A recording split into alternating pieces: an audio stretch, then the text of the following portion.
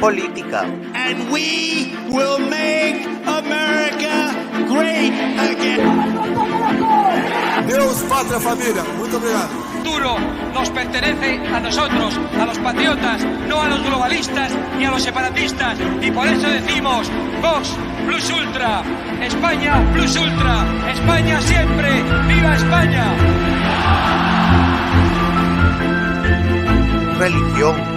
Fue crucificado con él, para que el cuerpo del pecado sea deshecho, a fin de que nos sirvamos más al pecado. Sin esta mortificación inicial y radical. Si usted está jugando con todas estas cosas y no entiende la importancia de la cruz, usted no entiende lo que Cristo hizo. Usted ve a Cristo muriendo por usted. Si eso no quebranta su corazón de piedra, no sé qué lo va a romper. Nosotros no somos pecadores porque pecamos, sino pecamos porque somos pecadores por naturaleza. En el corazón de la teología reformada está la afirmación de que la teología es vida, porque la teología es el conocimiento de Dios. Y no hay conocimiento más importante que exista para informar nuestras vidas que el conocimiento de Dios. Y conspiración. Así que sean bienvenidos a Política y un poco más. Hola amigos de Política y un poco más, sean bienvenidos a un nuevo espacio de podcast. Hoy tengo el gusto de tener con nosotros una vez más desde Argentina a Fer Iván Soriano, así que muchísimas gracias por estar acá con nosotros. Muchísimas gracias, Ale, gracias por la invitación y bueno, desde ya muchísimas gracias también a todos los que nos están viendo, escuchando en este momento, así que desde ya muchísimas gracias. Excelente, y pues para quienes no lo saben, él es un activista independiente de su país, también pertenece a la Resistencia de Radio, si no estoy mal, ¿verdad? Sí, la Resistencia Radio junto con Horacio Houston, Ramiro de Leone, Nera Droz, Ignacio Boslar. Excelente, somos entonces ya se imaginarán por dónde va la cosa. Y pues bueno, el tema que vamos a hablar hoy es acerca del fenómeno Milei. ¿Cómo es que esto ha impactado en la vida de los argentinos, en los argentinos común, o como decimos acá en Guatemala, los argentinos de a pie? Para referirnos a las personas que no viven en el gobierno ni reciben ayuda del gobierno, sino viven por lo que ellos mismos producen. Así que, ¿cómo sería la perspectiva? La verdad que, en primer lugar, muchísima esperanza. La realidad es que ha sido una noticia de gran impacto para el país y yo creo que también para toda la región, para toda Latinoamérica, que hasta incluso ha repercutido a nivel mundial. ¿Por qué? Porque primero que nada es la primera vez que un presidente libertario, ¿sí? O sea, en toda la historia no hay registros al respecto, ni que hablar en la historia argentina, que si bien ha tenido sus presidentes liberales o más bien conservadores, es la primera vez que un presidente netamente, digamos, de ideología libertaria va a ocupar el cargo. A su vez también representa todo un cambio, y no solamente en la manera de administrar el poder, sino también en la perspectiva y en la combinación de elementos ideológicos, de elementos técnicos, lógicos y morales también, o sea, porque eso estuvo muy presente durante toda la campaña. Y a su vez, yo te diría que no se puede entender el fenómeno Milei sin ponerlo en el contexto de la situación argentina, de la crisis económica, educativa, en el plano de la salud, en el plano de la seguridad, en el posicionamiento internacional, que eso si querés después podemos hacer una nota aparte, pero la realidad es que Milei representa hoy en día, yo te diría, no solamente al pueblo argentino que está cansado de vivir mal, sino que representa a todas aquellas personas de bien a lo largo y ancho de toda Latinoamérica que quieren poder vivir en libertad y, digamos, ser los arquitectos de su futuro. Claro, Eso, y sí, hay que entender el contexto, como decís, claro. Si no estoy mal, vienen de 80 años aproximadamente, gobiernos socialistas, por así llamarle de alguna manera, al peronismo, que gobierno tras gobierno lo único que han hecho es empobrecer más a la población, robarles más, sacarle dinero a los necesitados con más impuestos y repartírselo entre ellos y sus amigos, ¿verdad? Entonces, creo que la gente se cansó de eso y fue una buena oportunidad para Javier Milei haberse lanzado en esta época Era el donde la momento. gente ya estaba harta. Exacto, era el momento. Eh, Como recuerdo una frase que está haciendo una revolución, por así llamarlo, en redes Ujú. sociales, de la que actualmente es vicepresidente de la nación, que decía que si no les gustaba cómo gobernaban ellos, que hicieran su partido y ganaran elecciones. Dicho y hecho, Sí. ¿verdad? Funcionó, o sea, al final funcionó. Es la segunda vez, porque Cristina cuando dijo eso, primeramente, bueno, Mauricio Macri, que era en su momento el jefe de gobierno porteño, lo que vendría a ser el intendente de la capital, digamos que se convirtió en el referente de su espacio, que en ese momento era Cambiemos, una coalición opositora, y bueno, digamos que en ese momento Macri se convierte a su vez en el primer presidente no peronista que logra terminar su mandato en décadas, ¿sí? Porque históricamente sí hubo gobiernos que eran de otro signo político al peronismo, principalmente lo que acá se llama radicales, Unión Cívica Radical, que para que tomemos una idea en lo que es el espectro ideológico, centro-izquierda, y cada vez tirando más a la izquierda. Históricamente esos partidos, o por lo menos ese partido en el poder, y no ha sabido administrar y han tenido que terminar antes o han sido interrumpidos por diversos golpes de Estado. Pero, bueno, cuando Cristina pronuncia eso, el primero que rompe con esa idea es Macri, y bueno, ahora Javier Milei, con el apoyo de Mauricio Macri, que eso si querés, también es algo que podemos ir desarrollando, porque Macri jugó un rol muy, muy clave para que Milei hoy sea el presidente electo. Me parece excelente, me gustaría que nos contaras acerca de eso, el papel. De hecho, hace unos meses, no mucho, estuvo Ujú, acá en Guatemala el presidente Macri dando una conferencia económica, si no estoy mal. Ah, Lamentablemente no tuve ujú. la oportunidad de irlo a ver, pero sí me hubiera encantado. Pero contanos, solo como dato, ¿verdad? Me gustaría que nos contaras también eso, por favor. Para poner un poco de contexto, Mauricio Macri primeramente se hizo muy popular, muy conocido porque él fue presidente del club Boca Juniors y bajo su administración digamos que fue una de las más exitosas. Realmente se reconoce a Macri como un gestor que logró desarrollar muchísimo económicamente a uno de los clubes más grandes del país. De ahí él tiene un salto a la política como jefe de gobierno porteño en 2 mandatos y después a la presidencia. Ciertamente su presidencia no fue muy buena en lo económico, y bueno, curiosamente que yo antes te mencioné a la Unión Cívica Radical, o sea, los radicales formaron parte de su gobierno y se adjudica el fracaso económico a ese sector. Eh, Mauricio Macri en esta oportunidad tenía su candidata que era Patricia Bullrich. Patricia Bullrich había sido en su momento su ministra de Seguridad.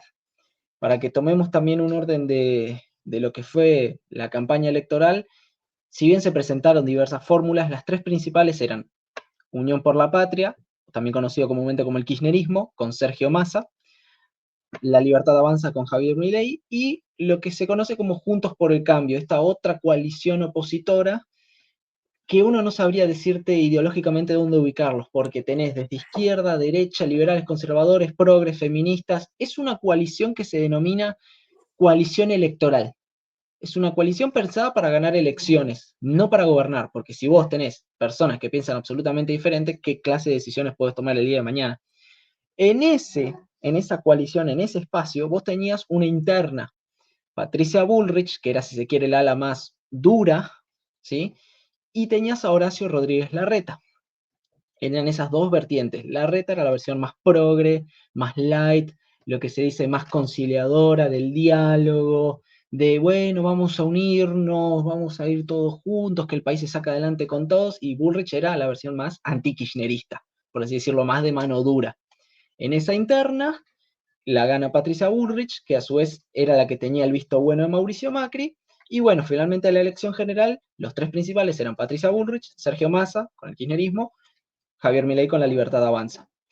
Bullrich queda fuera del balotaje de la segunda vuelta, entran, como sabemos, Sergio Massa y Javier Milei, y se sabía que entre Milei y Bullrich había, digamos, simpatía, más allá de que en la campaña se tiraron, cosa que es entendible, porque en la campaña y todos quieren ganar, pero ellos tenían un cierto vínculo, un feeling, que se transmitió en justamente esto. Para que Milei pudiera ser electo presidente, necesitaba el voto de Juntos por el Cambio.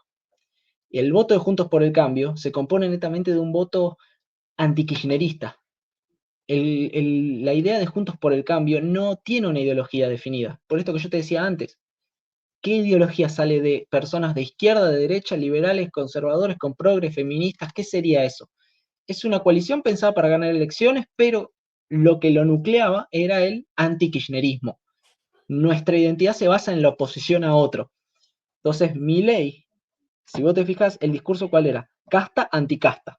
¿Sí? Los políticos de siempre versus nosotros, las personas de bien. Después de la primera vuelta, cambia realmente el eje de la discusión, y si vos te fijas, Milei incorpora la palabra cambio, y pasa a ser, en vez de casta, anticasta, cambio o continuidad, buscando captar al electorado de Juntos por el Cambio, que netamente era antikirchnerista. Entonces se cambia rotundamente el eje. Entonces, ¿es cambio o continuidad? Bueno, ahí Milei tiene un acercamiento con Macri, con Bullrich, se crea ahí una alianza, donde obviamente hay negociaciones, yo te doy mi apoyo, yo te doy mis fiscales, yo te doy mi gente para que, digamos, te fiscalice la elección, pero a cambio, ese el día de mañana se cambia con algunos puestos, lo cual es totalmente lógico y lícito. Así que bueno, en ese rol fundamental para que Milei pueda ser electo presidente, Macri jugó un rol muy importante, porque todavía hay muchas personas que lo respaldan a Macri, ciudadanos que creen en él, que lo ven como el líder de la oposición. Entonces, si él como líder, por así decirlo, de la oposición, dice, miren que esto es o kirchnerismo o Milei, y bueno, las personas van a ir, en teoría, a votar a Milei, porque es un voto antikirchnerista que representa un cambio. Así que digamos que en ese sentido Macri jugó un rol muy clave con la transmisión de los mensajes, con los fiscales, con el aparato, la estructura, y a su vez también con la foto política, porque de vuelta hay muchas personas que quizás a Milei no le gustaban de lo que es el electorado de Juntos por el Cambio, pero que si ven a su principal referente sacarse una foto, apoyarlo, dicen, y bueno, sí, lo voy a votar, porque la vereda enfrente, sabes que está todo el kirchnerismo. Entonces, es muy inteligente esa decisión, fue también estratégica, y a su vez creo yo que fue, digamos, la medida correcta y necesaria, porque sin eso quizás hoy estaríamos hablando de un Sergio Massa presidente y de 4 años más de kirchnerismo. Claro, y sí, esto es algo común, por así llamarlo, cuando hay segunda vuelta, los partidos conservadores o los de la oposición siempre hacen una alianza, para poder ganarle al partido oficial o a un partido progre. Por ejemplo, en este caso, cuando se hace la segunda vuelta, voy a poner el ejemplo de Guatemala porque la audiencia mayormente de Guatemala, para que nos entiendan. Cuando pasa la segunda vuelta, el partido Semilla y la UNE de Sandra Torres, la mayoría de los partidos conservadores no dijeron directamente que votaran por la UNE a sus votantes, pero les dijeron que los votantes de los partidos conservadores deberían de votar por un partido que tenga valores, que esté contra el aborto y contra la ideología de género. O sea, les dijeron por quién votar sin decirles por quién votar. Eso es prácticamente lo que hicieron ellos allá en Argentina, solo que un poquito más explícito, por así llamarlo. Y claro, acá se negocia, si vos me das tu apoyo, y yo te puedo dar tal vez cierto sector, cierto ministerio, o podemos hacer una alianza en el Congreso, que es lo normal en la política. Sí, acá te agregaría una cuestión más, que vos tenías el enemigo dentro. ¿Qué significa eso? Vos fíjate que Juntos por el Cambio es, como yo te dije, una coalición electoral. Y el problema de tener una coalición tan heterogénea de personas que piensan tan diferentes es que, bueno, el día de mañana, ¿qué decisión tomás? Y el problema ahí adentro era esto que yo te mencionaba antes, los radicales, la Unión Cívica Radical. Históricamente Argentina ha tenido peronismo y radicalismo, ¿sí? Esos han sido los dos grandes partidos. Obviamente hoy en día ya no hablas de partidos, hablas de coaliciones, porque buscas siempre aglutinar, pero ¿cuál era el problema?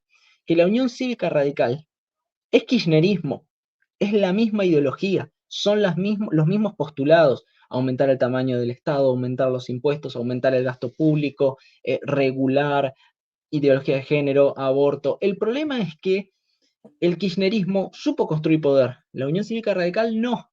Entonces, ¿cuál es la cuestión acá? Que Juntos por el Cambio, cuando queda fuera del balotaje, una parte dijo apoyamos a Milei, la otra parte dijo no apoyamos a Milei. Entonces, ¿quiénes apoyaron a Milei? Los que mayormente piensan como él o digamos que tienen para aportar en otras materias, como por ejemplo seguridad. Ahora, una parte de Juntos por el Cambio, de esa coalición que más que todo era la Unión Cívica Radical, dijeron no vamos a apoyar a Milei. Y en muchos casos dijeron vamos a apoyar al kirchnerismo. Lo han dicho explícitamente. De hecho, fíjate esto, yo te mencionaba antes Larreta, que fue quien perdió la interna dentro de Juntos por el Cambio. De la oposición, se rumoreaba que si Massa del kirchnerismo ganaba, Larreta, siendo el que quería ser el líder de la oposición, iba a ser ministro de Economía o jefe de gabinete de Massa. Y de hecho, hubo comunicados de la Unión Cívica Radical, que supuestamente es opositora, diciendo apoyamos la candidatura de Sergio Massa y su modelo. Entonces ahí vos tenés un factor clave, porque eso también repercute y pega en la sociedad. ¿Cómo? Hace 5 minutos me dijiste que eras oposición y ahora lo apoyás al oficialismo. ¿Cómo es esto? Entonces eso también repercutió mucho y yo te diría que hasta incluso evidenció algo que venía diciendo Milei hace mucho tiempo, que Larreta y ese sector de Juntos por el Cambio son más de lo mismo. Y era verdad. Y si hay algo que esta elección dejó en evidencia es quiénes son hipócritas, son mentirosos, te venden un discurso, pero en los hechos quieren otra cosa, y quienes realmente se la jugaron y apostaron a un cambio real. Y la realidad es que en ese sentido, esta elección ha dejado a la vista muchísimas cuestiones. Ha dejado a la luz la hipocresía, la mentira, la manipulación, la idea de cuántos políticos hay que quieren simplemente endulzarte el oído para tener más poder. Y eso, digamos, quedó rotundamente en evidencia con todos los discursos, con todas las campañas, con todos los spots y con las acciones. Porque a mí de nada me sirve que en un spot me digas yo soy el cambio contra el kirchnerismo y después cuando es el balotaje digas, ay no, yo no voy ni con uno ni con el otro, yo soy neutral. No podés ser tibio, no podés ser indiferente. De hecho, si algo se le criticaba a Larreta, que quería ser el líder de la oposición, era su tibieza. No podés tener un discurso de diálogo, de busquemos hablar y solucionar nuestros problemas, cuando en la vereda de enfrente tenés al kirchnerismo diciéndote, si gana la oposición vamos a tirar piedras, vamos a hacer manifestaciones, vamos a romper todo. ¿Cómo te sentás a dialogar con alguien así? Cuando se te radicaliza un sector, vos no podés apuntar al medio. Vos tenés que radicalizarte. Si te está vendiendo negro, vos tenés que ser blanco. Si te vende azul, vos tenés que ser rojo. No puedes buscarle el gris, el punto medio. Porque si yo veo que del kirchnerismo liberan delincuentes, mi posición no puede ser, ay, bueno, me voy a sentar a hablar con él. No, al revés, vos qué tenés que decir, ellos lo liberaron, yo los voy a meter presos. No puedes decir, ay, bueno, vamos a buscar hablar y sentarnos todos en la mesa. O sea, no funciona de esa forma. Por eso, como bien dice la Biblia, a los tibios los vomitaré de mi boca. Bueno, a los tibios quedaron fuera. Sí, yo creo que la población en general a nivel mundial estamos cansados de los tibios, porque ese factor te dice, quieren quedar bien con Dios y con el diablo, y como diría la Biblia también, creo que es en Mateo 24, si no estoy mal, que dice que nadie puede servir a 2 señores porque amará más a uno que a otro. Nadie puede quedar bien con 2 personas, más en estos ámbitos donde o sos de uno o sos de otro, pero si sos de en medio, vas a dar asco para los 2 lados, pues, porque al final Y es que, vas a tener que tomar sí. una decisión. Bueno, eso pasó con Larreta. Larreta pasó. Esto es buenísimo porque Larreta, este señor que quería ser el líder de la oposición y quedarse con todo, vos fíjate, perdió la interna habiendo puesto muchísima plata de la capital, nunca de su bolsillo. Se perdió la interna, se quedó sin partido porque ahora Juntos por el Cambio se disolvió y se va a reestructurar. Los que se van con Milei, los que quedan fuera, los que se van con el kirchnerismo, con lo cual perdió la interna, se quedó sin partido y ahora no lo quiere nadie, porque los que eran de la oposición te dicen, perdiste y te fuiste con el kirchnerismo, negociaste, se quedó fuera Massa y te quedaste sin nada también de ese lado. Entonces perdió por todos lados y eso se celebra.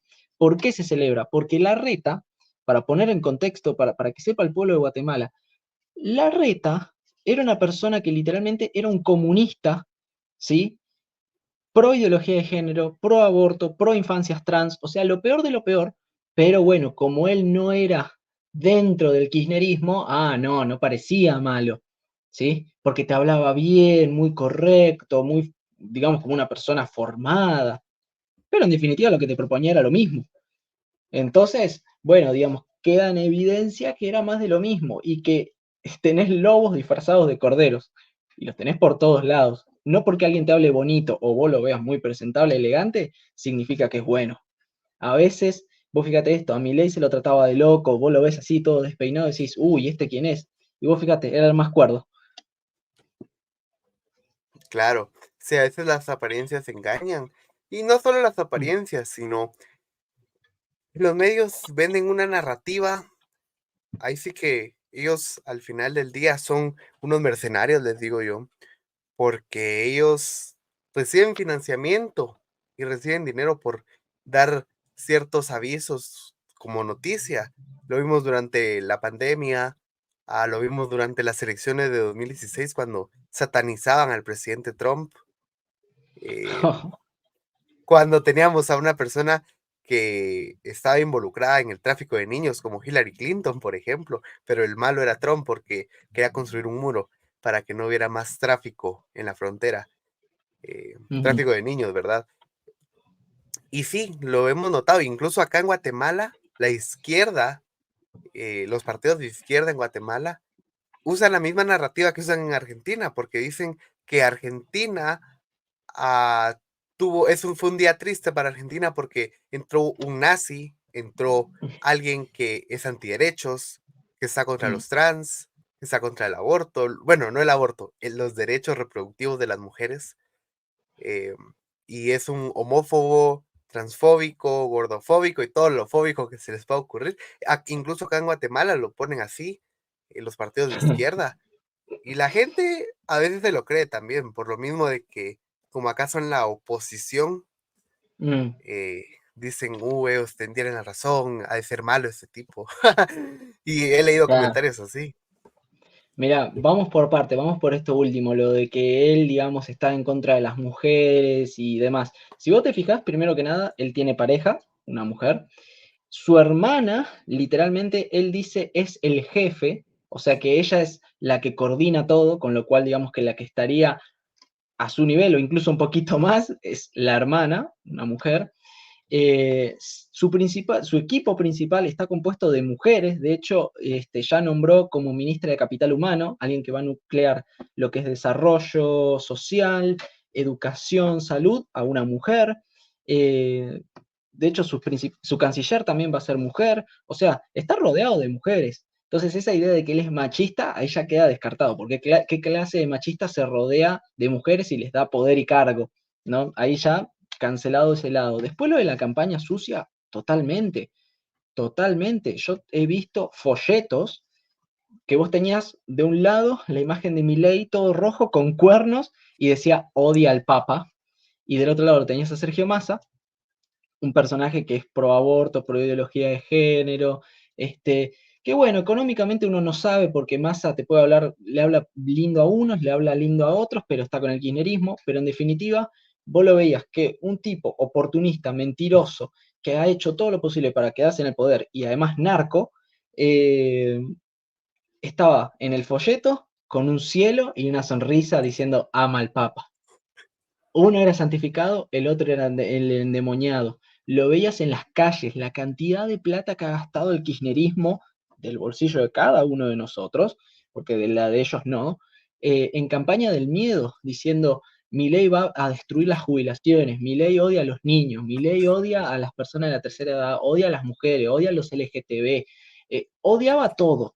lo vimos en afiches en Capital, lo vimos en pasacalles en la calle, boletas en las universidades, entraban los partidos y los políticos, o sea, el ministro de Obra Pública paraba las obras públicas, subía a los colectivos, subía a los trenes, a simplemente decir, guarda, no lo voten a Milei porque ¿saben qué? Digamos, él va a ir contra los derechos, es un peligro, etcétera, etcétera, al punto tal de que se usó la propia maquinaria del Estado para hacer campaña.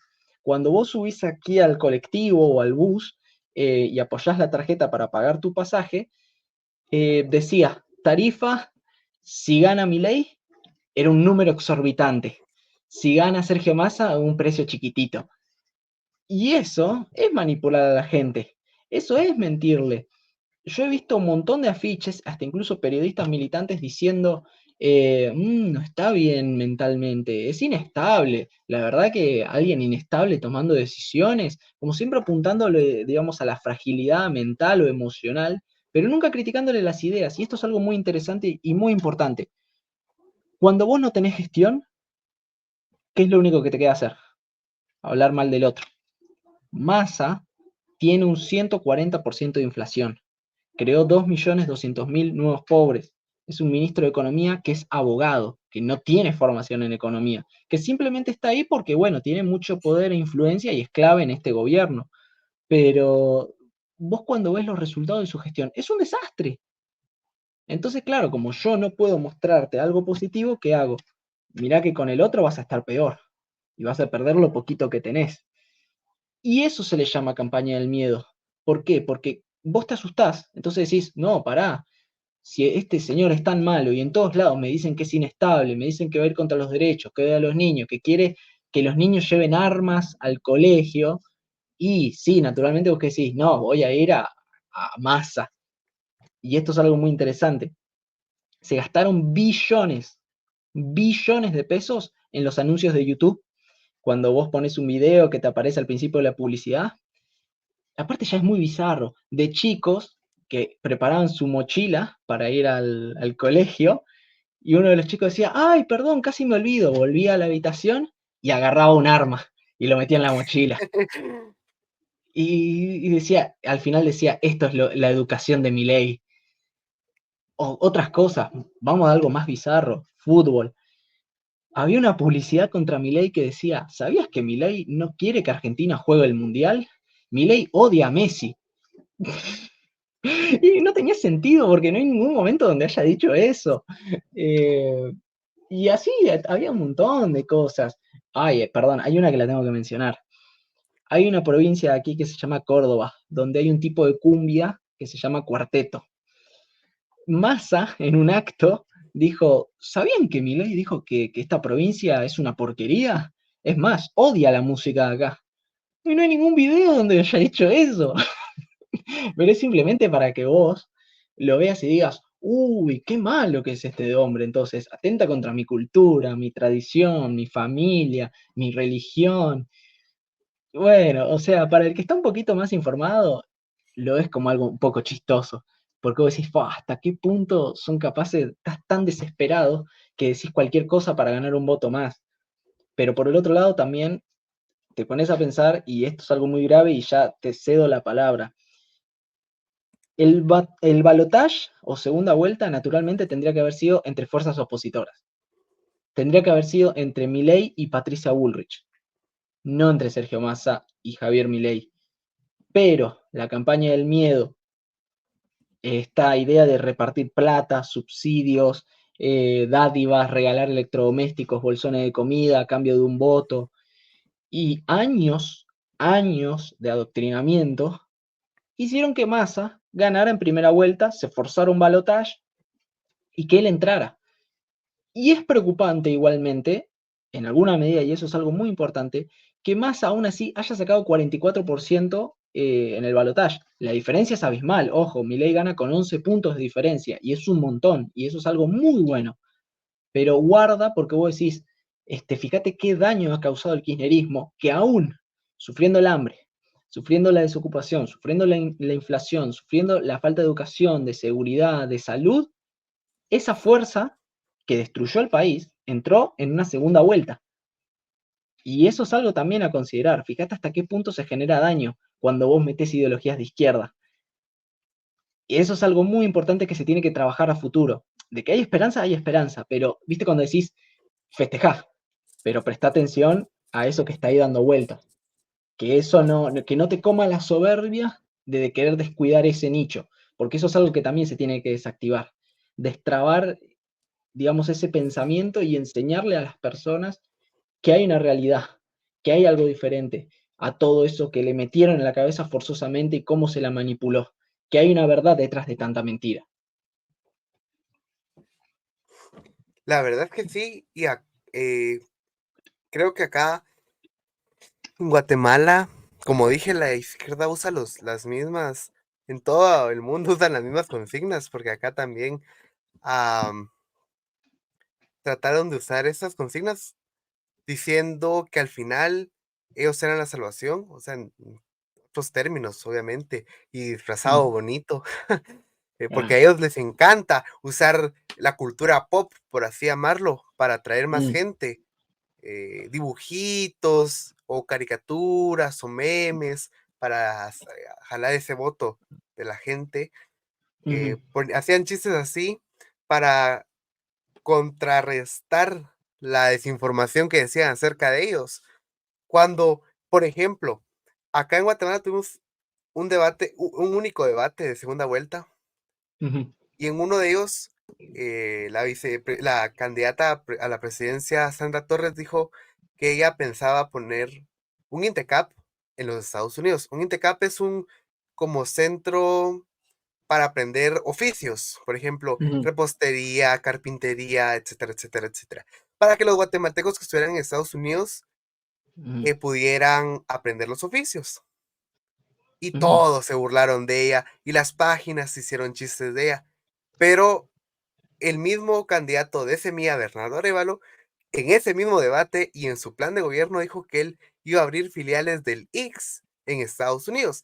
El IX es el seguro social acá en Guatemala. Entonces, si lo ponemos en términos de facilidad, es más fácil poner un INTECAP en Estados Unidos que un IX, porque eso ya tiene que ver con la salud de las personas y pensiones y todo esto. Entonces, no creo que alguien pueda abrir más fácil un IX que un centro de capacitaciones. Y se burlaron de una, pero no del otro. Y así Claro. podemos ver cómo usan esa táctica de chistes, de manipulación, porque al final fue una manipulación lo que hicieron también. Bueno, de hecho, eso ocurrió mucho también con la cuestión de la educación. Milei habló muchísimo de un plan de vouchers en el sistema de educación, o sea, reformular todo lo que es el sistema y que vos dejes desde el Estado de subsidiar la oferta y pases a subsidiar la demanda. ¿Qué significa eso? Subsidiar la oferta es que el Estado pague, ponga la plata para que haya universidades públicas gratuitas, ¿sí? Entre muchas comillas, porque se terminan pagando. Eso es subsidiar la oferta. El problema de eso es que la pagan tanto los que van como los que no van, porque el impuesto se lo cobras a todos, ¿sí? Y entonces ya de entrada eso está mal, ¿sí? A su vez también, si vos quitaras esos impuestos y ese sistema, vos te lo podrías pagar a vos mismo, obviamente acompañado de otras reformas, porque en definitiva, ¿qué es ese impuesto? Plata que te sacan. Entonces, si a mí no me sacas esa plata, yo dispongo más de mi dinero y decido cómo utilizarlo. Entonces, ¿qué planteaba Milei? Un sistema de subsidio a la demanda, que es básicamente yo te doy la plata a vos en mano, ¿sí? Y vos decidís qué haces.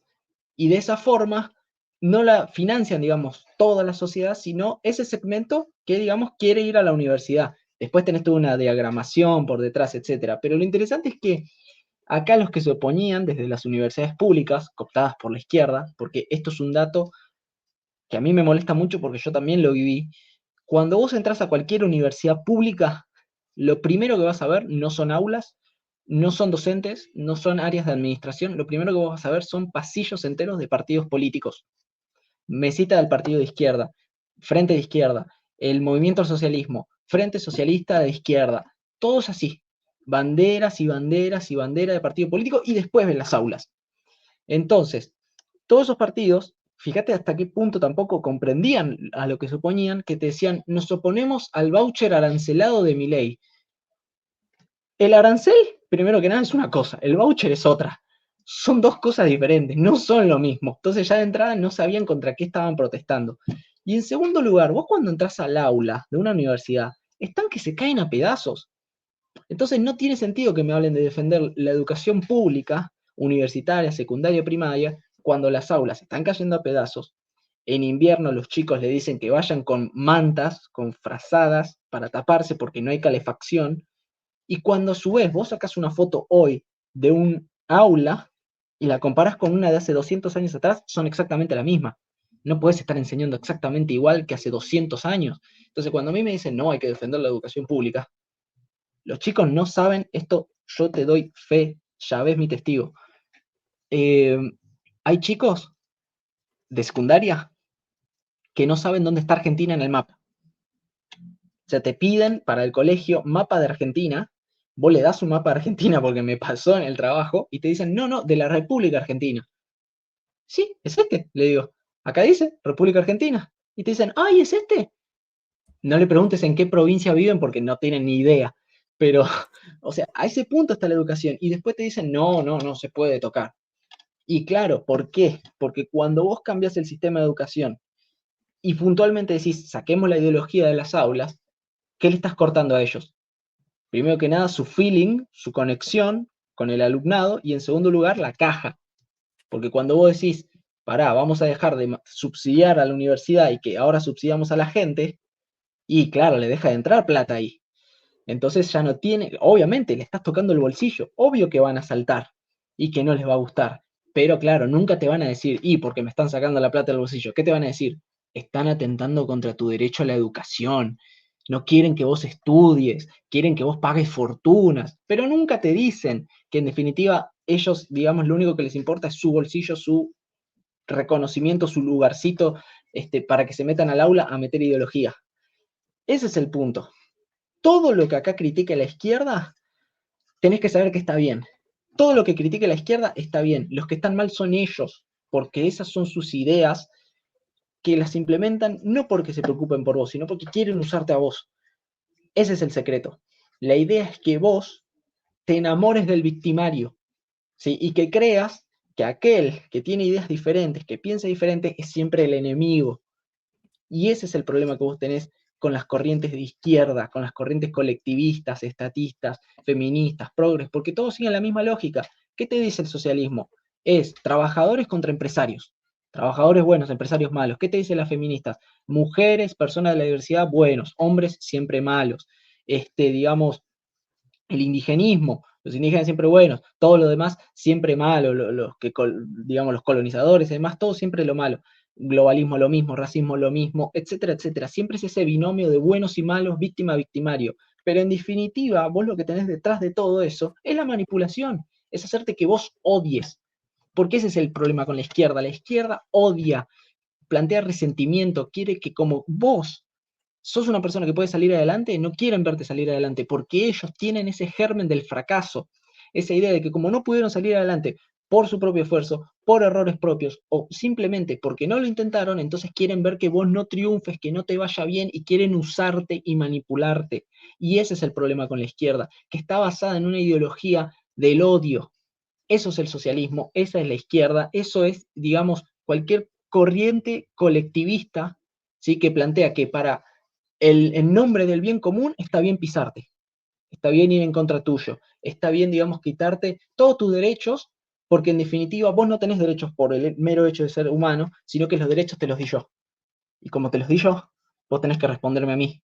Y si vos sos trabajador, sos estudiante, digamos, que quieres salir adelante, y votás partidos de derecha, liberales, conservadores, entonces ¿sabes cuál es el problema? El problema no fui yo, que hice todo en nombre del bienestar popular. El problema sos vos, porque vos sos el desclasado, porque vos sos el que, digamos, está siendo funcional a los poderes económicos, a las ideas conservadoras, que no quiere el progreso, que no quiere el desarrollo social. Siempre el problema vas a ser vos, ellos son siempre los buenos. Y esto, y ahí cierro la idea, es el kirchnerismo. Vos fíjate que el kirchnerismo en estos últimos 4 años fue un desastre en todos los planos, económico, cultural, de salud, de educación, de seguridad. No obstante, yo te puedo plantear todos los años, siempre tuvieron una excusa. Cuando asumieron, toda la culpa era de Macri, toda la culpa del gobierno anterior. Eso hoy cambió, ya dejó de ser el pero Macri, ahora es pero Milei. Pero primero era la culpa de Macri. Miren, las cosas están mal por lo que nos dejaron. Ponele que en algún punto te lo tomo, pero tampoco todo, o sea, no puedo adjudicarte a vos errores míos, ¿sí? Pero, ¿cuál es el punto? Toda la culpa era de Macri. Vino la pandemia y, chicos, nos tocó la pandemia, tuvimos que lidiar con una situación excepcional, hay problemas, la pandemia. Ponele que en un punto te lo tomo, pero tampoco todo. Entonces ya empezás a restar culpas. Después, ¿qué vino? No, ¿saben qué pasa con la inflación? La guerra de Rusia y Ucrania. No podemos vender nuestros productos y está subiendo todo en el mundo. Entonces hay inestabilidad y es natural que haya inflación. ¿Qué pasó ahora? Lo de Israel y Hamas. Pero hay problemas en Medio Oriente. Cualquier motivo es válido para decir la culpa es de otro. Y esto, con esto ya te cierro, fíjate que cuando Massa reconoce la derrota, una de las cosas que dice es, a partir del día de mañana, o sea, por el lunes, todas las responsabilidades de Milei. O sea que si el lunes, el martes, había una disparada del precio del dólar, o la inflación, o la suba de tal precio, etcétera, no, ya es culpa de Milei. Milei asumiría el 10 de diciembre, no mañana ni pasado. Entonces, ¿por qué la culpa sería de alguien que todavía ni siquiera está en el ejercicio del poder? Pero bueno, forma parte del paquete de manipulación para que vos creas que todo lo que está ocurriendo y todos los precios, aumentos, bombas de tema de deuda, de desocupación y demás, ya empiezan a ser problemitas todos de Milei, tal cual hicieron entre 2014 y 2015. ¿Por qué? Porque cuando ya se sabía que ganaba Macri la elección, ¿qué empezaron a hacer? Y todos los problemitas, poquito a poquito, se lo empezaron a adjudicar a Macri. Y con esto, perdón, pero ahí sí ya te cierro, el kirchnerismo antes no medía la pobreza. Te decían que era estigmatizante con el gobierno de Kirchner, de Cristina. Entonces, la pobreza siempre daba de un dígito, daba muy bajita. Entonces, ¿qué pasa? Viene Macri y dice, vamos a medir la pobreza, porque hay que saber con lo que nos estamos enfrentando, y la pobreza arrojó un 20%, ¿sí? Cuando asume Macri. Entonces, claro, ¿qué hicieron todos los medios kirchneristas? Mirá con Macri cómo aumentó la pobreza. Pasó de un dígito a 2 dígitos. Y la culpa es todo de él, pero él no tuvo la culpa. Después sí, aumenta la pobreza, pero el paquete general era ese, con lo que él asumió.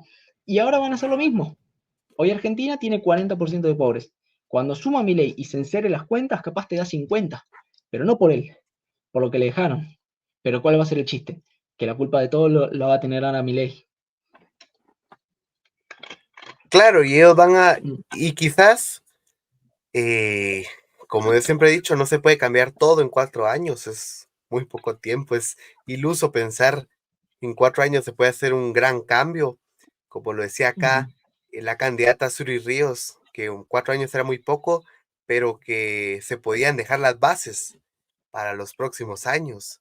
Y creo que tal vez no haya un cambio radical o un gran cambio al nivel de números o estadísticas, pero creo que un gobierno de Milei sí va a dejar las bases para los próximos gobiernos de quedar más gobiernos libertarios o liberales, ¿verdad? Porque si vuelven a caer en las manos de la izquierda, ahí sí ya no hay un punto de no retorno y ahí sí está difícil. Es que acá, mira, esto es algo que sí se le tiene que reconocer y esto es algo que te lo puede decir cualquiera, no necesariamente alguien que tenga la ideología de Milei, es algo técnico, o sea, es un hecho científico, económico. Por la dimensión de la economía de Argentina, la inflación recién se podría reducir de acá a 2 años. ¿Por qué? Porque la velocidad de circulación del dinero, cuando vos imprimís plata, acorde al tamaño de tu economía, eso va a tener un impacto. Es como cuando vos te pones una inyección, primero donde la tenés concentrada y donde te la pusieron, después se va a ir diseminando por todo el cuerpo. Con el dinero pasa lo mismo, cuando vos emitís, acorde al tamaño de tu economía, lo que vos emitas hoy te pega recién de acá a 1 año y medio, 2. Entonces, suponete que si hoy dejaran de emitir, recién vos vas a sentir el efecto de acá a 2 años. ¿Sí? Funciona así, por la dimensión de la economía argentina. Una economía más chica, capaz lo sentís antes el impacto. Pero vos lo que estás viendo hoy, la inflación del 140 en Argentina, es lo que se emitió hace 2 años atrás. Entonces, Milei asumiría con ya una inflación heredada. Y el bajarla le llevaría 2 años. Pasado a un ejemplo histórico, digamos, exitoso. Con el gobierno, cuando se regresa a la democracia, después del último gobierno militar, el gobierno del radicalismo, fíjate esto, qué dato curioso, termina en una hiperinflación, ¿sí? Que se la dan a Menem en los 90.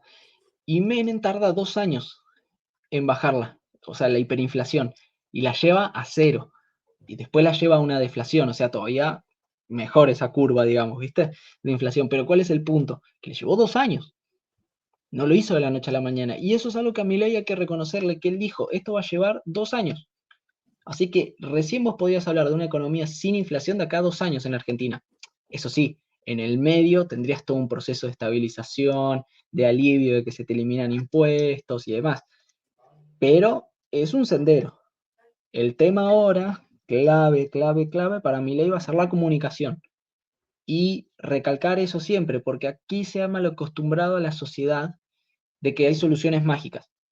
Y no hay soluciones mágicas. Entonces vos tenés que cambiar ese paradigma y que la gente, digamos, comprenda eso, de que, digamos, esto no va a ser de que asumió el 10 de diciembre, el 11 ya no hay inflación.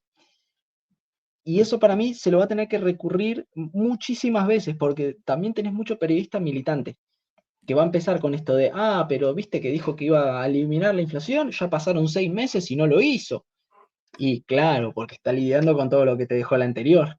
Entonces, para mí, va a ser clave la comunicación de recordarlo una y otra vez.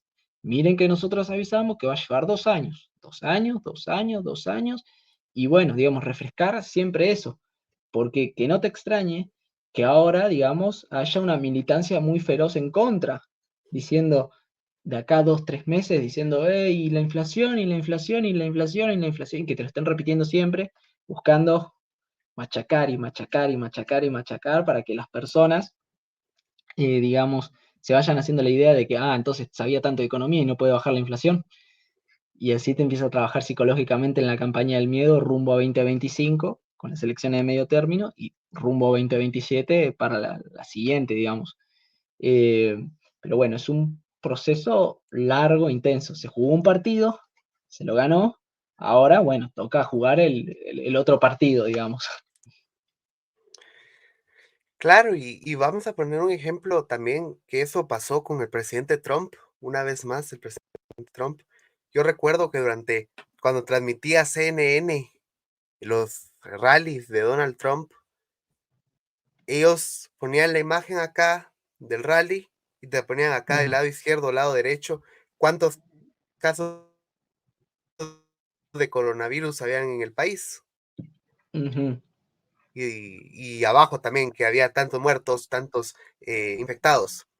Al día siguiente que asume Biden, CNN deja de poner esas cifras y dejaron de hablar del coronavirus. Pero durante toda la campaña de Donald Trump le ponían a la par las cifras de contagiados, de muertos y de recuperados hasta abajo en chiquito, para que la gente dijera, uy, ese es el responsable de todo esto. Pero cuando Biden asume, al día siguiente de que Biden asume, no se volvió a hablar más del coronavirus. Y hubo Eso más ocurre muertes acá con con el Biden. dólar. Bueno, sí, claro. De hecho, bueno, acá ocurrió mucho eso con el dólar. C5N, que es un canal netamente kirchnerista, durante toda la presidencia de Macri, te mostraba el precio del dólar, o sea, cuánta plata, digamos, de Argentina tenías que destinar para comprar un dólar, te lo iba mostrando bien grande y con llamas, con fuego. Y te decía, arde la economía, el precio del dólar subió, subió, subió, y te mostraban como, vos decías, no, terrible, 17 pesos un dólar, ¿viste? Y así, viste, te lo iban mostrando esa idea de que se está prendiendo fuego todo, 50 pesos un dólar, viste, digamos esa idea. Hoy está 1000 pesos y más, ya superó ese punto, 1000 pesos un dólar, ¿sí? Y sin embargo, ese mismo canal que antes te mostraba el precio del dólar con llamas y con fuego, hoy te lo muestra como un numerito perdido entre un montón de datos, de cifras, ahí como un zócalo, ¿viste? Como un dato más. No te dice, no te pone las llamas, el fuego, la destrucción, no, te pone como un dato ahí más perdido entre riesgo país, algún bono, no se van a sentar a hablar de la suba del dólar. Y si hablan de la suba del dólar, ¿qué te dicen? Los especuladores, el mercado, Milei, Macri, o sea, están desestabilizando la economía, siempre son los malos. Ahora, esto sí es un dato muy interesante, ¿no? Y esto aplica para cualquier izquierda de cualquier país. Si la culpa de todos los problemas que están ocurriendo en ese territorio son siempre de los especuladores, de los empresarios, de, digamos, los liberales, la derecha, etc., y esos problemas siempre se agravan, una de dos: o todo es mentira, o vos sos un incompetente. Es exactamente así te lo ponían, ¿sí? Entonces, ¿sabes qué es lo interesante? Una de dos: o realmente la derecha, los empresarios, los capitalistas están desestabilizando todo el tiempo, o me estás mintiendo, o la otra: si realmente son así y vos no los podés frenar, entonces sos un incompetente, hacete a un lado, retírate y deja que administre otro. Porque si siempre va a haber poderes económicos, empresarios, capitalistas, etcétera, que te van a llevar puesto y que vos no vas a poder hacer absolutamente nada, entonces sos un incompetente, hacete a un lado y deja que administre otro. Digo, si el kirchnerismo siempre se ve atacado por Milei, por Macri, por los empresarios, el FMI, Estados Unidos, y no puedes frenar ninguno de los problemas, y entonces hacete a un lado. O sea, si no le puedes hacer frente, si realmente son los malos, hacete a un lado. Pero bueno, forma parte de la estrategia de decir somos nosotros el pueblo, los otros son los que están en contra del pueblo. Y C5N usa mucho esto. O sea, es muy interesante para analizarlo, porque vos fíjate que ahí te lo está mostrando con fuego el precio del dólar. Y era 350, y hoy está a 1000, o sea, para que tomemos dimensiones, digamos, o sea, hasta hace poquito era el billete más grande, ahora es el de 2000, pero hasta hace poquito el billete de mayor denominación de Argentina era igual a $1. Y C5N te lo muestra como un precio más, te lo dicen como, bueno, sí, un dato, porque no, ahora no importa. Pero bueno, digamos, forma parte de las estrategias. Lo lindo de todo esto es que cada vez menos personas miran la tele. Cada vez se informan más por redes sociales. Y en redes sociales vos encontrás muchas cosas que en la tele no. Entonces ya, digamos, tiene que ver también con un cambio generacional. La gente más joven ya no se deja engañar tanto. Se da cuenta que hay una verdad que no se está contando. Espacios como el tuyo, Ale, y el de la Resistencia y demás, digamos, sitios en internet, que muestran una realidad que vos sabés que está ocurriendo, pero que no se lo escuchás a los periodistas de siempre. Vos sabés esto que me contabas de Trump, de Biden, del coronavirus, etcétera.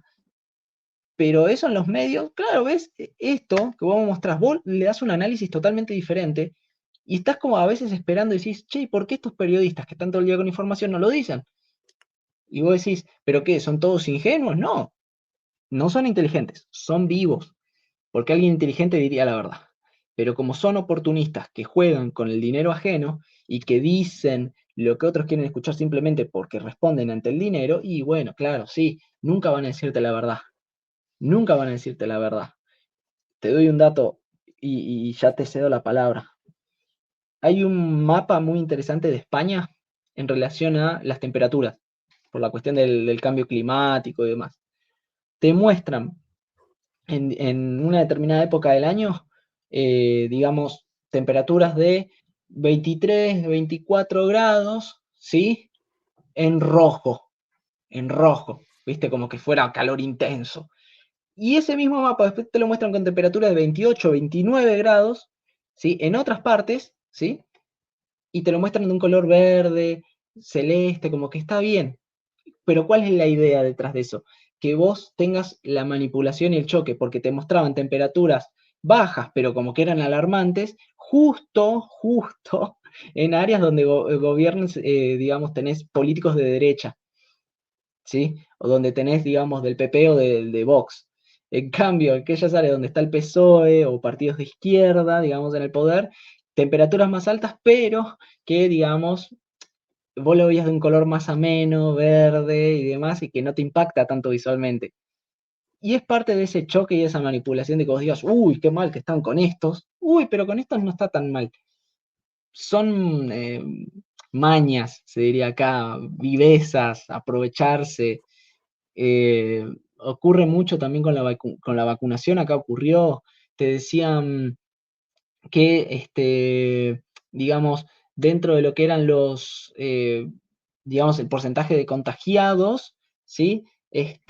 Había ponele 10%, ¿sí?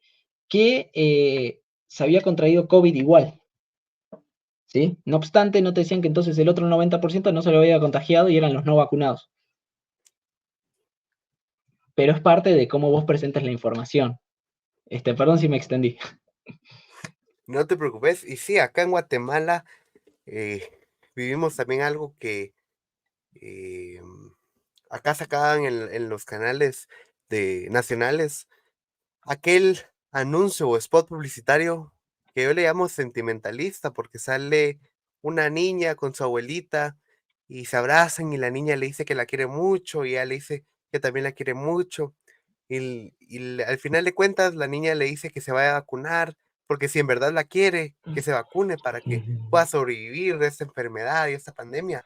Cuando al final la vacuna ni te protegió de contagiarte, ni te protegió de agravarte, ni te protegió de morirte. Es más, te dio más posibilidades de morir de otras enfermedades que coronavirus.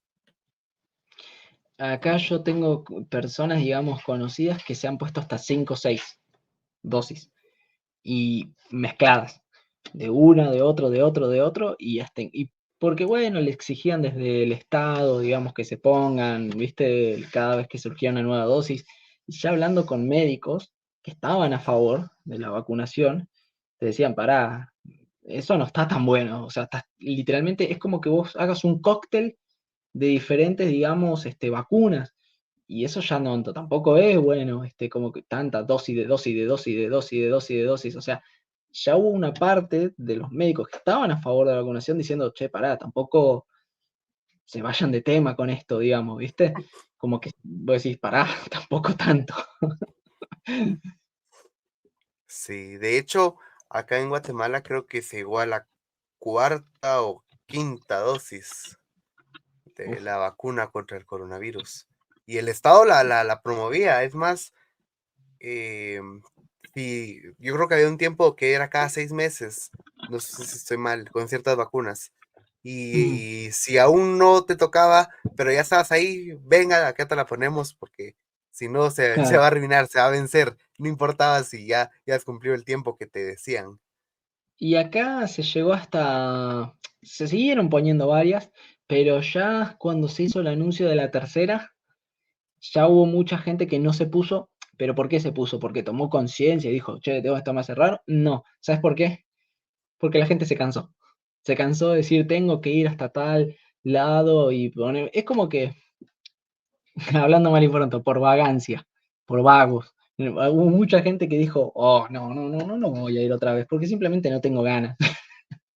Por Así llevarle que en la ese contraria al sentido, gobierno.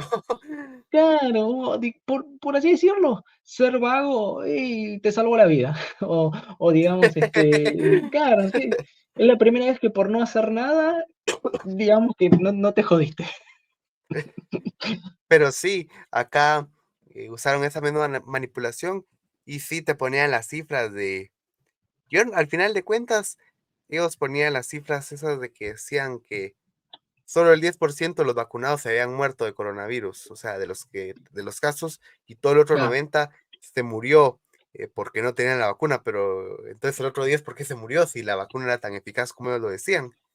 Ujú. Es sin Acá sentido se al dio la final. inversa de que hubo estudios que mostraban que había más gente que había fallecido con dosis que sin dosis.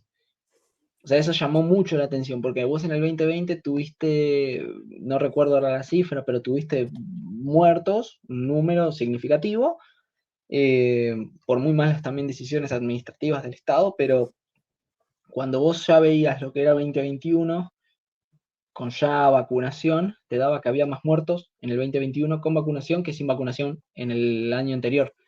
Entonces eso ya te prende la alarma y decís, pará. O sea, porque ni siquiera eran datos conspiranoicos, eran datos oficiales, era simplemente hacer la comparación, que vos dijeras, pará, ¿cómo? Que sin hubo menos y con hubo más, pero me están diciendo que seguro. Hubo algo raro ahí en el medio, muy, muy raro, sumado a la logística, porque después, más allá del tema realmente de qué tenían las vacunas, acá en Argentina hubo una cuestión también logística. Se trasladaban, viste que se requiere de cierta refrigeración para las dosis, digamos, que tiene que estar en un ambiente controlado, frío. Bueno, el punto era que se trasladaban esas dosis que requieren refrigeración en camiones no refrigerados, camiones normales, y en pleno verano. ¿Qué va a pasar con eso? Y se va a poner feo. Hablando mal y pronto, es como una leche. ¿Sí? Una leche vos tenés que tenerla refrigerada en una heladera. No la puedes dejar en un camión al sol en una ruta por horas con 40, 50, no sé, 40 grados. Pues se va a poner feo. No lo vas a poder consumir. Bueno, acá ocurrió lo mismo. Entonces, vaya a saber qué tenían esas vacunas, pero ya de por sí se echan a perder. Porque no está bien refrigerado, no sabes dónde está almacenado, no sabes dónde está guardado, no sabes cómo se lo preserva, el estado en el que vino. Hay muchas cosas que hasta incluso vos dirías errores de negligencia, hasta incluso te diría. O sea, acá hubo de todo. Y bueno, hubo cosas muy, muy despectivas también, porque cuando fue el tema de los fallecidos, que se empezaban a reconocer, se hizo un monumento en la Plaza de Mayo. Las piedras de los muertos, se decía, o de los familiares.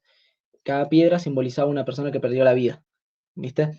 Y cuando vino Irene Montero, española, acá, la vocera presidencial dijo, bueno, acá están las piedras de los fallecidos de la derecha. Dijo, de la derecha. Esto lo puso la derecha. Vos decís, había gente que falleció, que era de todas las ideologías, de todos los colores, de todos los tintes. No son los fallecidos de una ideología, son fallecidos.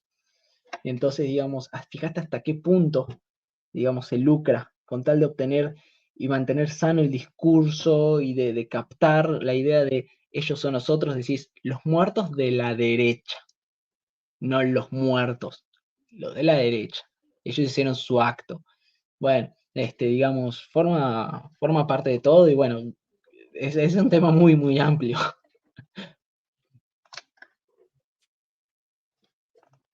Y es curioso porque acá te decían que la tasa de mortalidad era alta, cuando en realidad, de todos los casos que hubo en Guatemala, que fue como 1.500.000, si no estoy mal, solo se murió el 1.59%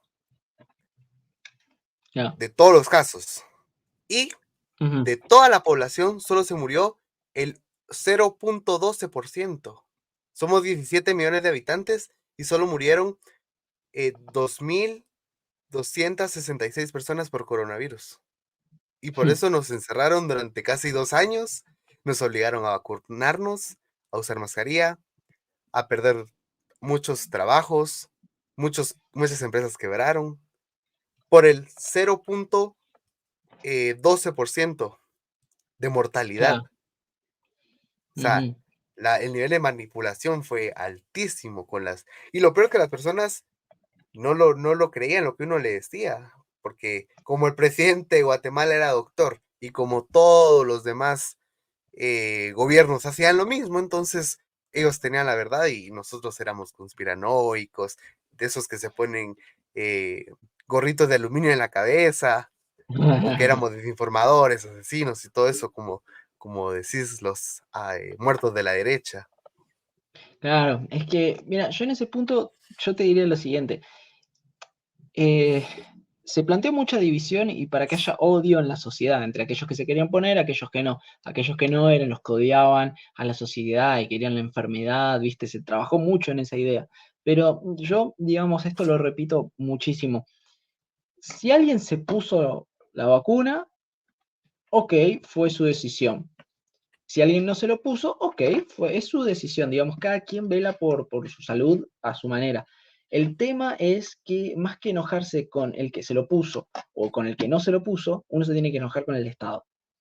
porque es el Estado el que manipuló y metió esa idea, la división, la confrontación, la obligación, digamos, el hecho de ver al otro como un enemigo, ¿sí? Tanto para un lado como para el otro. Entonces, lo que yo considero es que, digamos, todas las personas tendrían que apuntar los cañones contra el que tomó la decisión y no hacer que uno se peleen con otro, porque si uno se pelea con el otro, el que está arriba no tiene problema.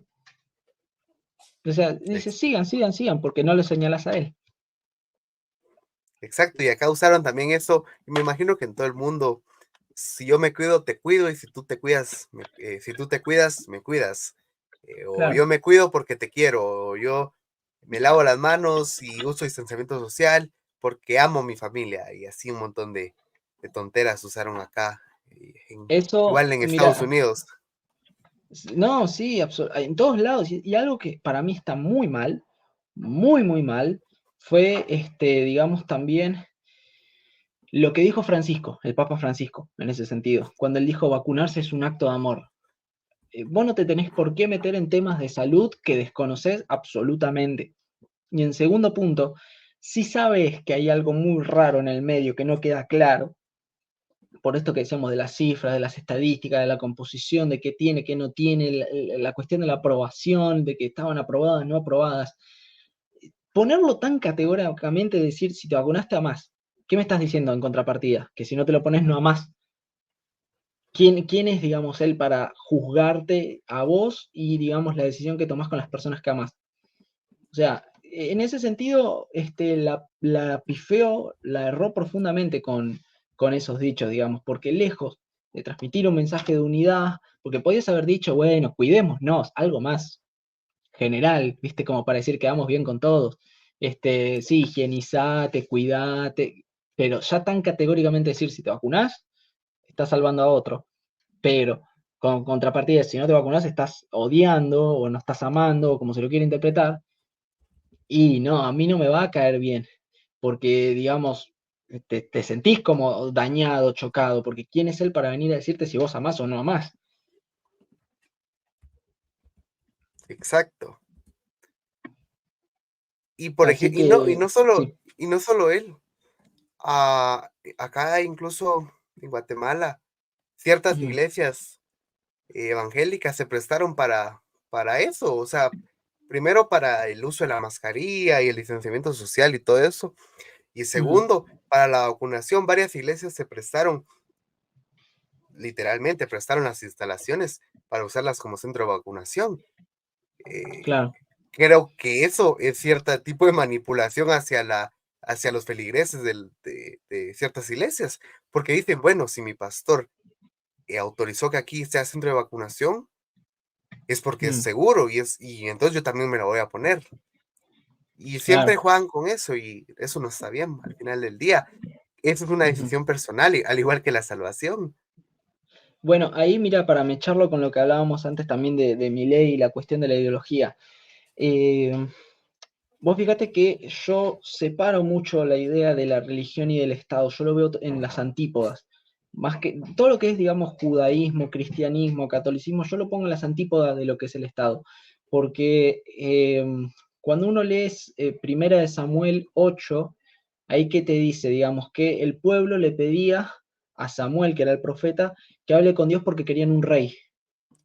Y bueno, entonces habla Samuel con Yahvé, y ¿qué es lo que le dice Yahvé? Ok, yo les voy a dar un rey, pero sepan ustedes que van a pasar miserias, van a pasar necesidades, y digamos, ahí vos decís entonces, ¿cuál es el problema? Ahí vos tenés el origen del Estado, porque es personas que se dejan, digamos, por fuera de la ley de Dios y trazan sus propias reglas, entre iguales, ¿sí? Por así decirlo, entre iguales, entre semejantes, unos por encima de otros fijándose reglas, ¿sí? Basándose en, digamos, el financiamiento del Estado, que es con impuestos, que son un robo, deuda, que también es un robo porque lo tenés que pagar vos aun cuando lo contrae otro, con la inflación que le empobrece a todos. Entonces, vos cuando vinculás eso, la cuestión de la religión, guarda con los falsos profetas, guarda con esos lobos disfrazados de ovejas, guarda con aquellos que en nombre de Dios sí terminan manipulando a la sociedad para ponerlos unos contra otros.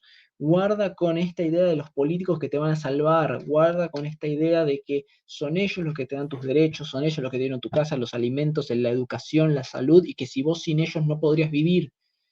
Y ahí se nuclea todo, porque hay mucho político, y esto vos lo ves muchísimo con los referentes de izquierda, sin ir más lejos, vos ves un cuadro de Stalin, ¿y cómo es? Es Stalin, el más grande, el más alto, guiando a la población, que están todos por debajo de él.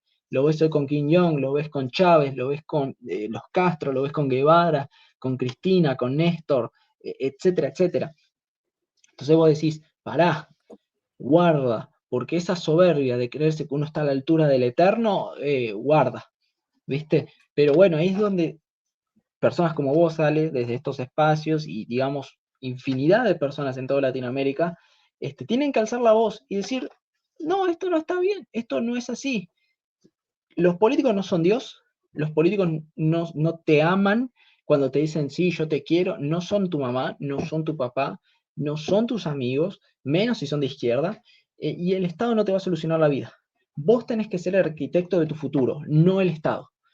¿Sí? Y eso es algo que, digamos, tiene que quedar muy en claro. Y en ese sentido, mechando con lo que hablábamos al principio, yo espero que, digamos, Milei haga una buena presidencia, que Dios quiera que mejore todo acá en Argentina y que a su vez Bolsonaro vuelva al poder, lo mismo a Trump, y que, bueno, Verástegui en México, espero que se dé también eso el año que viene, y así también en Guate y en todos los países de Latinoamérica, que las personas despierten conciencia, que las personas despierten y se den cuenta de que las ideologías colectivistas, feminismo, progresismo, socialismo, globalismo, etcétera, etcétera, son el enemigo y no las personas.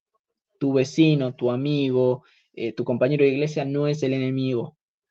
El enemigo no es el que piensa diferente, el enemigo es el Estado y toda ideología colectivista que busca que, digamos, para manipular a unos en intereses de unos pocos, es lícito pisotear a toda la sociedad.